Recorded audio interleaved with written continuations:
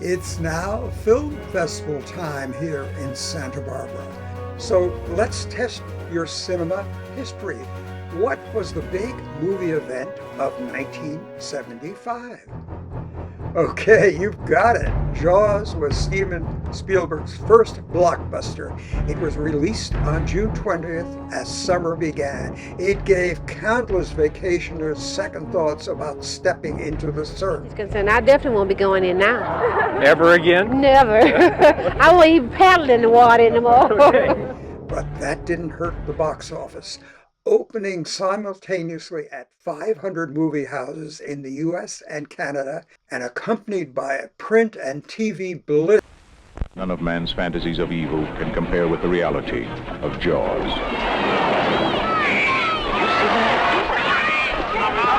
Bad fish, but I'll catch him and kill him. Did you hear your father? Out of the water now! This shark, swallow you whole. From the best-selling novel, Jaws, rated PG, maybe too intense for younger children. It drew long lines and lots of word of mouth. The buzz got it onto the cover of Time magazine, where I then toiled. Along with other writers, I wondered why the editors would feature a B flick so prominently. We were dead wrong. Even Hollywood underestimated Jaws. The low-budget thriller about a great white shark with an unlikely appetite for humans turned into a worldwide sensation.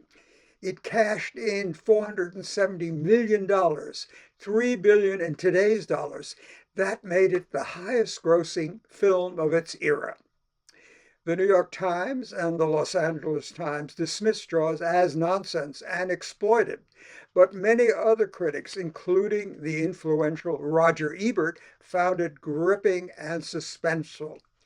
That was the public verdict, too. One reason, it was astonishingly well-paced. Spielberg had moviegoers at the very edge of their seats for most of the 2 hours and 5 minutes. He kept the shark hidden most of the time, lurking unseen under the water, while John Williams' brilliant motif using low strings and brass played in the background. Starting slowly and softly, then speeding up and amplified, the Williams theme signaled the shark's deadly approach. It was an earworm for menace. Dun, dun, dun, dun, dun, dun, dun, dun. And at first I began to laugh. I thought he had a great sense of humor. I thought he was putting me on. Such brilliant filmmaking would ignite Spielberg's career and inspire blockbusters ever after. But it came about accidentally because of a major mechanical failure. Created in Hollywood's prop shops and playfully named Bruce after his lawyer, Spielberg mechanical sharks, there were 3, were flops. Designed for freshwater at several $100,000 apiece, they failed repeatedly as production began in the spring of 1974 in the salty waters off Martha's Vineyard. That caused no end of delays, headaches for the crew, and actor rebellion. And that's the basis of Ensemble Theater's exciting new production, The Shark is Broken. The play is set at sea with just the film's 3 principals.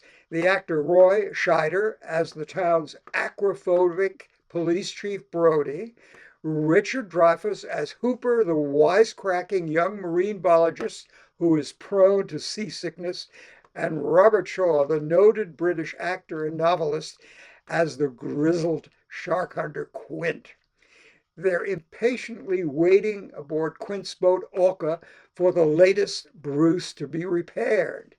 As delays mount, tempers rise, egos clash, vomiting persists, the boozing never stops. The actors ask themselves, why did we ever sign up for this mess? What do you think it's about? What? This movie, this fucking movie. It's gotta be about something. Everything is about something. I think it's about the subconscious. Come again?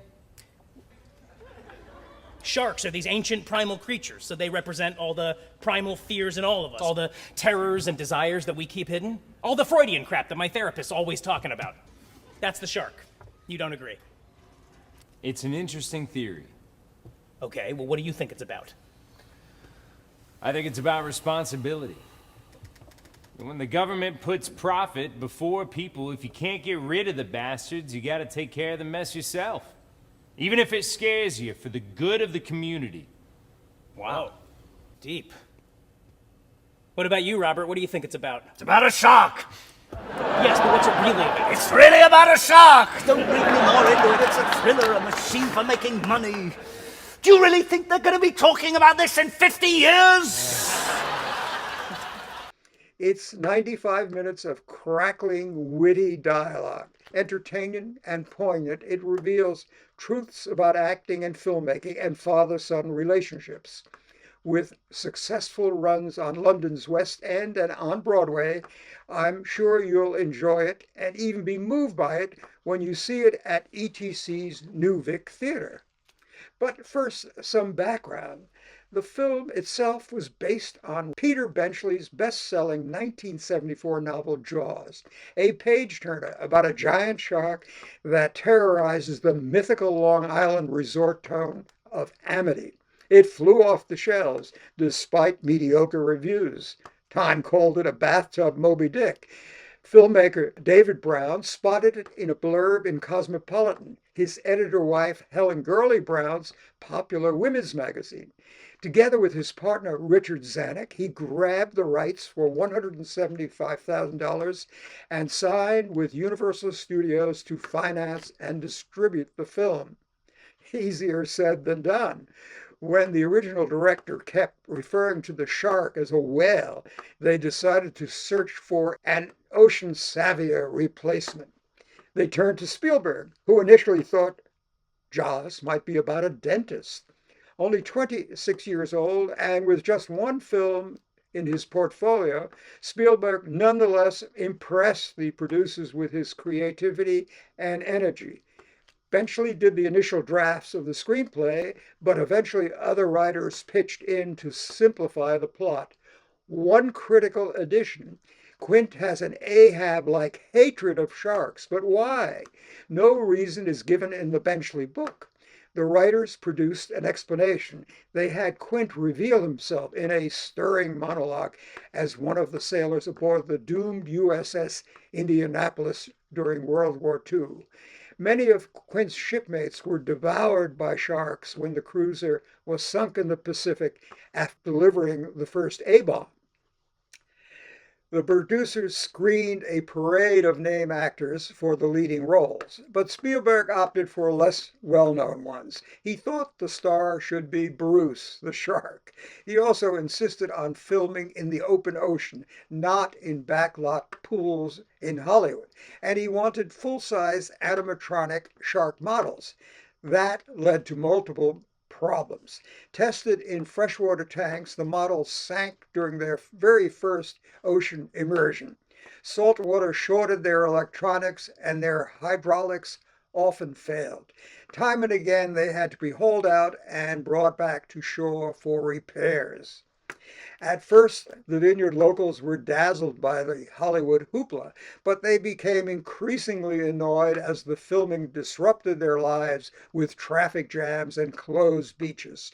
Fishermen retaliated by dumping stinking shark carcasses on sets. Town officials fined the filmmakers for violating building codes.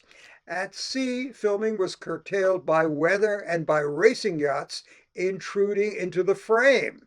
As mishaps piled up, the intended shoot of 55 days nearly tripled to 159 days. The film's budget soared from less than $4 million to $9 million. To the crew, Jaws became flaws. The disruptions were especially hard on the three principals, holed up at sea aboard Quint's rocking boat while waiting impatiently for the next bit of filming. It's remarkable Jaws ever made it out of the cutting room. Ian Shaw, one of Robert Shaw's 10 children, had dim memories of his visit to the Shaws filming as a 5-year-old. An actor and writer himself, he began asking himself, what was it like aboard Orca for his troubled father and the 2 other characters during those endless delays? His father died just 3 years later, but Ian knew from family tales, his father's diaries, and recollections of others that the prolonged waiting aboard Orca was in itself a drama. Beyond the production's technical problems, there were Scheider's fears, Dreyfuss's insecurity as an actor, and his clashes with Ian's alcoholic father, whose drinking threatened to torpedo the critical Indianapolis monologue. To you fair Spanish ladies, farewell and adieu, you ladies of Spain. To help make sense of this chaotic material, Shaw brought in his writer friend, Joseph Nixon. Together, they created The Shark is Broken.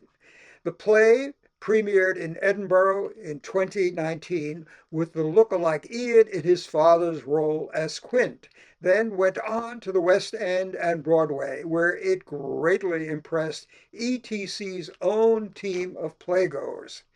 Now, Ensemble has brought it to the new Vic with fresh actors and new energy. Forgive the pun, but let me predict Bruce the Shark will grab you too.